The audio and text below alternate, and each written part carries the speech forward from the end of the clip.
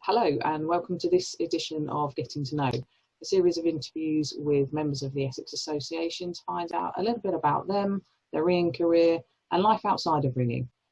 Today we are getting to know Paul Cammiade. Hello Paul. Hello. Hello, thank you for joining me. Tell us a little bit about you and your role within the Essex Association. I have a current role in the Essex Association as one of the 5 Central Council representatives. In the past, I have been the Southern District Master, the Southern District Deputy Master twice, I think, and the Association Master and a tutor on the Essex Ringing Course for a number of years. How long have you been ringing, Paul? I have been ringing for, well, I can tell you a little bit later about my home tower, but I've been ringing basically for 52 years, I think. Yeah. Is that long enough? Your home tower is currently where? My home tower is Downham. That's where I learnt to ring tower bells in May 1969. So that's now the 51 years of ringing.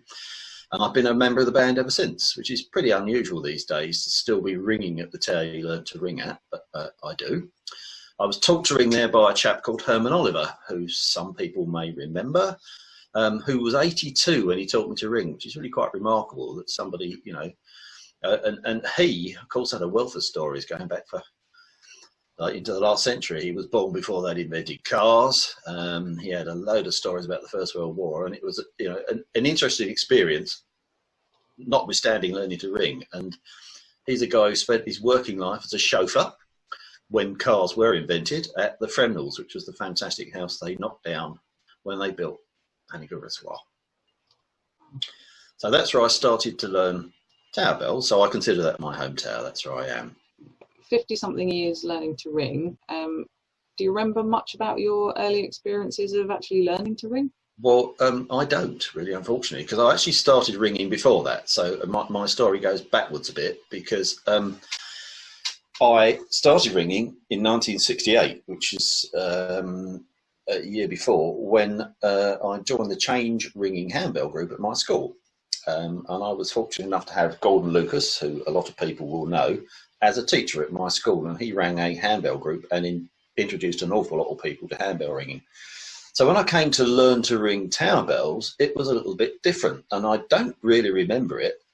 The only process I had was to learn to ring a tower bell, because I had already understood how methods work and everything else worked.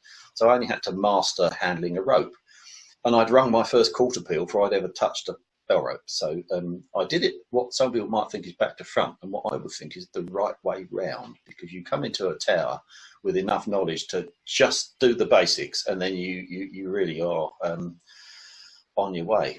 What is it you enjoy about ringing? Well, all the obvious stuff: companionship, opportunities to travel, which I have done an awful lot of, to interesting places far and wide, meeting ringers, and so the interesting thing I've always found about this, as I said, the guy who taught me to ring was 82. So at that point, I must have been, was I 14? So, you know, there was a nearly 70-year gap between us. But the thing I've noticed throughout my ringing career, that I have had and have friends ranging from the very young to aged 100, basically. And I don't think there's many hobbies that give you that breadth of acquaintances and an enormous range of experiences from all the people that you meet. And I think that's almost unique to ringing, and something that I really do like. You know, as I often say, what do I enjoy doing? It's all the Miss World stuff, travelling and meeting people. And of course, that you can do with ringing. And you have travelled quite far and wide with ringing. Where has ringing taken you? Ringing has taken me all over the world. Bizarrely, it has never taken me to Scotland, only to Edinburgh for a very short weekend. It's taken me initially to Ireland. Actually, I worked in Ireland for a year in the 70s, and I rang with the people there. I have done a number of tours to Northern Ireland. Outside the UK, it's taken me to the States a number of times. I have been on an awful lot of tours to the States to go ringing, and to go on holiday as well. And I have been across Australia and New Zealand and South Africa and Zimbabwe. The only place that I would like to go and ring it, well, actually, there's now another one just appeared because Singapore has popped into the radar. I always wanted to ring at Hawaii, but I somehow missed out on going there, and it's really in the middle of nowhere, and it's not the sort of place I'm going to go to just for a short visit. And some of those places you mentioned are not like the UK in as much as, you know, we can go a couple of miles down the road to the next tower. I mean, some of their towers are sort of hundreds, if not thousands of miles apart.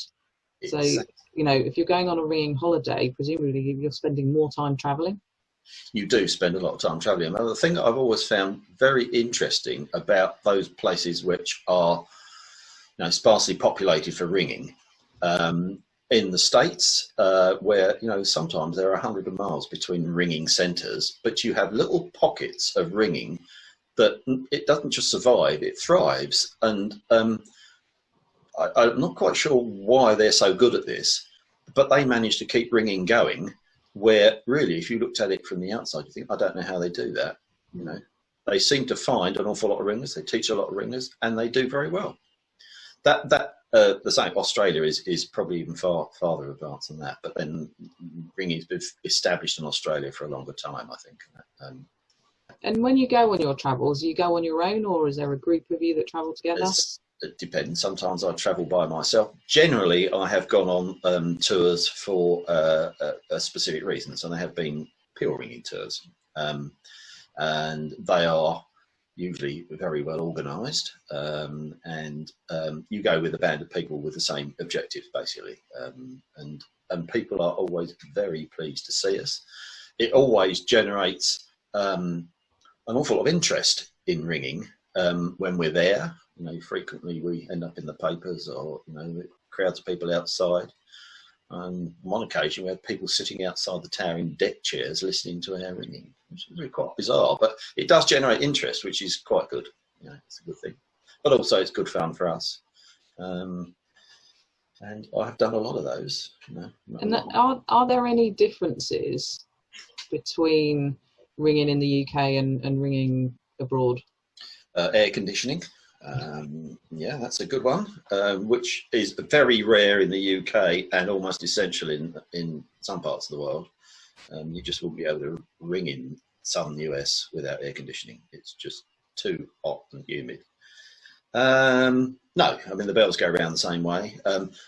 By and large, a lot of towers have quite effective sound control, which is a good thing if you're going to be ringing for a prolonged period of time. But no, ringing's much the same. So you've held various district and association posts, and you've rung pretty much all over the ringing world, and you've rung lots of peals, and you've rung handbells. What would you say was your greatest achievement or your favourite memory from all of those?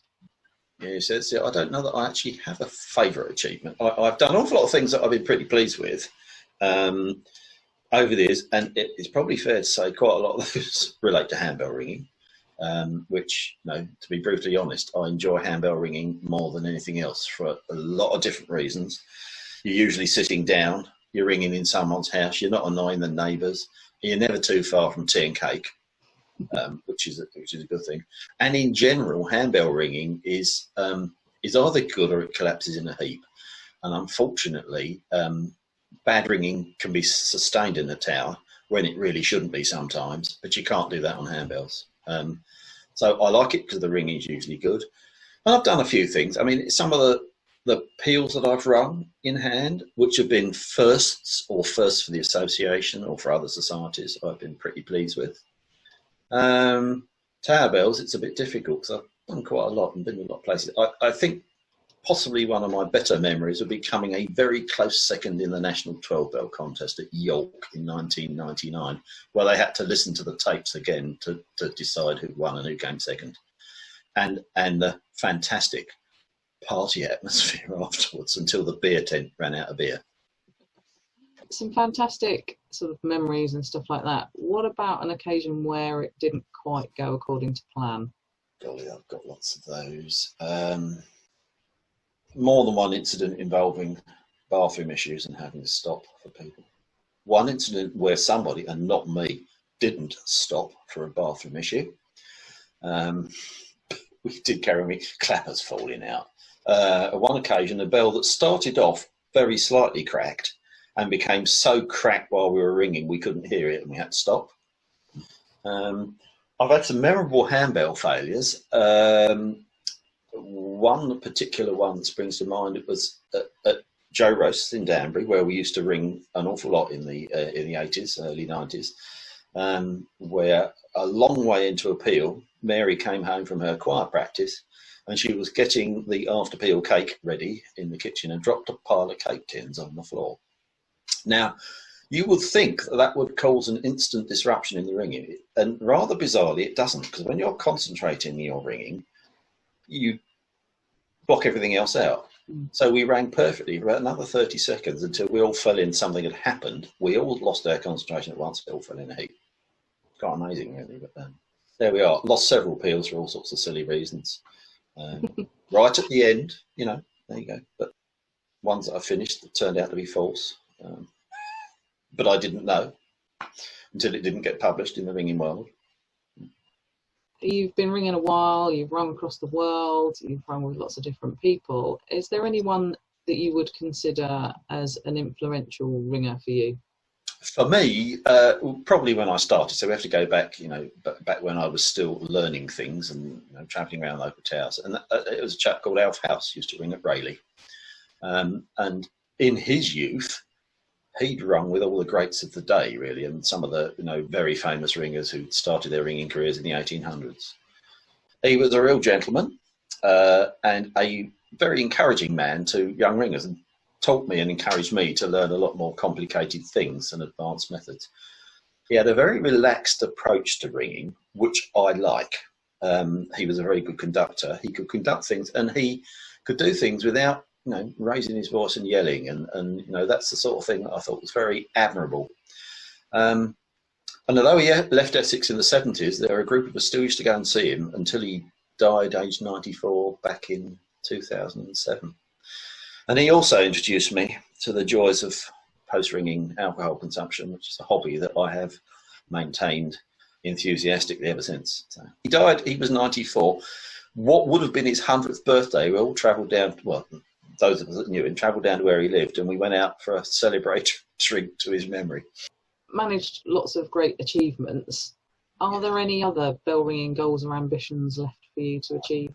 I think it's fair to say I probably don't have any great ambitions anymore. Anything I haven't done is unlikely to happen. I mean, I did, you know, 20 or 30 years ago, lots of things, oh, I wouldn't mind doing that.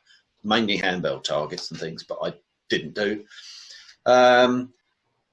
If things happen, that would be nice. If not, that's not going to bother me. But I am keen. I'm very keen on people taking up handbell ringing. That's something that I think we should be doing more of. And I know lots of people will say, oh, I can't do that. And that's probably the people that had one go once, made a bit of a fist of it and thought, oh, no, I can't do that. But if people actually put the same effort into learning to ring handbells that they did when they learnt to ring tower bells, I think they would find and be astounded at how good they could become. You know, it's not something you can sit down and do in one session. You need to work at it, and that would be good. And so really, I suppose a current ambition would be, you know, 40 odd years ago, we had a peal band in Essex. There was a bit of a resurrection about 10 years ago. It will be nice to do that again. And to that end, really, there are several little projects going on and lots of things going on that could head in that direction. So that would be good. So what would you say to other ringers to encourage them to try different things, or just enthuse them for striving for greater things? Well, this is one of my hobby horse things, really. I know it's very important people enjoy their ringing. That's the most important thing. And I know everyone's always striving for progress, and it's you must learn this and you must do that. I believe there is nothing wrong with ringing basic things really well and sticking to that if that is the limit of your capability. A lot of the problem is, I don't wish to quote my own tower, but a lot of the problem is people striving to do something they really aren't very good at and can't do for years and years, and it's not very good for everybody else. You know, the best thing, if you find something that you can do and you can do all right, if you can just ring call changes, you can just ring the tenor behind, that's fine. Just do that. and enjoy it. Because I'm sure people who try and do things and don't do it very well, that's not very enjoyable for them either. And what might you say to non-ringers about bell ringing to kind of encourage them up the tower and have a go? They probably think we're all mad, and they're probably right. Why not have a go? And I suppose in a short while they might realise why we're all hooked. I think it's a pretty unusual hobby, and people who get hooked really do get hooked, which is it's a good thing, really. But yeah, have a go. And we aren't really as mad as it might seem, and we're very nice people, which is always good. What unexpected things has ringing taught you over the years? I suppose it's not unexpected, really, but it's, there's an awful lot of really good people involved in ringing. I've met many of them all around the world, dedicated to keeping ringing going and ringing alive. There are a few people around who seem hell-bent on creating a bad atmosphere in the tower and causing trouble and making it not very pleasant for everybody else. Fortunately, these people are quite rare, but what ringing's taught me really is you have to put up with these people, because sometimes it's not possible to ring without them. But it would be nice if they all went away, wouldn't it? You said earlier that you had been deputy master in your district master, association master, and central council rep for the association. What made you become involved in the management side of how the association operates? I really can't remember originally, because it was a heck of a long time ago. Opportunity is the one thing, isn't it? You're right. You're in the right place at the right time. I had the time to spare, and I suppose it's always good to take part, isn't it? If you can. And I think for a lot of people, there are an awful lot of people, and I know perhaps they don't all come forward, but there are a lot of people could do this and become officers in the association at district or association level, and everybody brings something to the table. And I know that when we do, and people do take part, there's always people who can have a pop and say, you didn't do this right, I don't like the way you do that. What people should really remember are all volunteers, and we're all doing our best. I hope I did my best, but you never know. I'm pretty sure there are people who would think I could do that better. Well, if you think you could do it better, why don't you have a go? And all too often at district meetings, when it comes around to electing office, too many people sit on their hands and are not prepared to do something. And we have a possible, it's dangerous situation where we keep recycling the same officers again and again.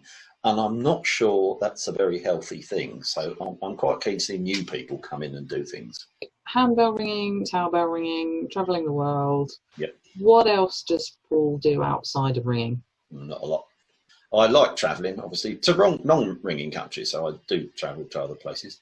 Time on the inland waterways, I do. I like that.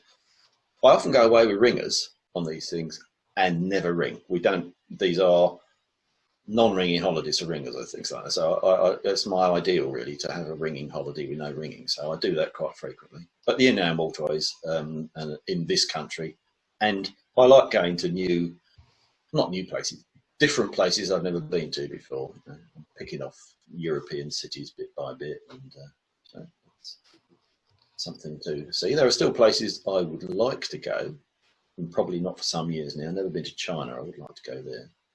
Am I right in saying that you belong to something called the Friday Club? A group of you go out on Fridays? Yeah. That was something that sort of set going. In my latter years of working, I moved to a 4-day week, so I always had Fridays off. It started with a couple of us just doing sort of cultural visits and things. So we started going to National Trust places, and now there's about a dozen of us, and we do all sorts of things.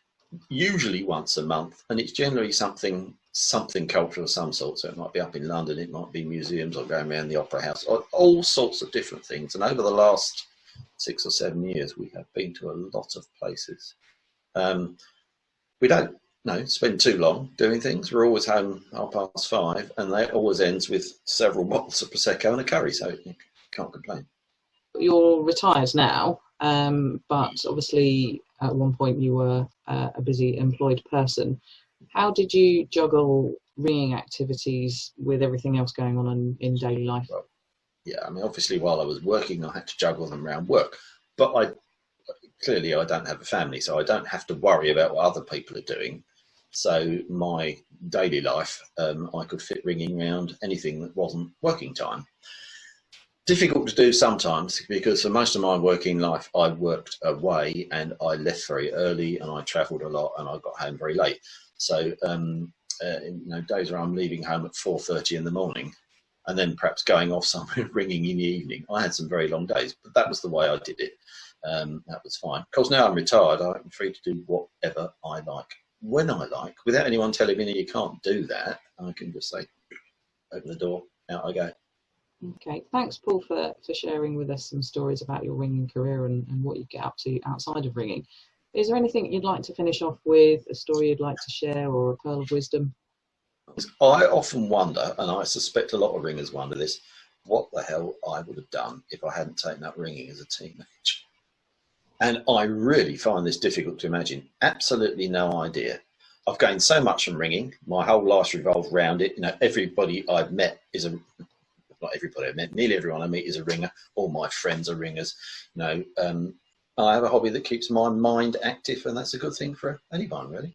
Thank you very much for everything. We will conclude there and see you in the next episode of Getting to Know. Thank you.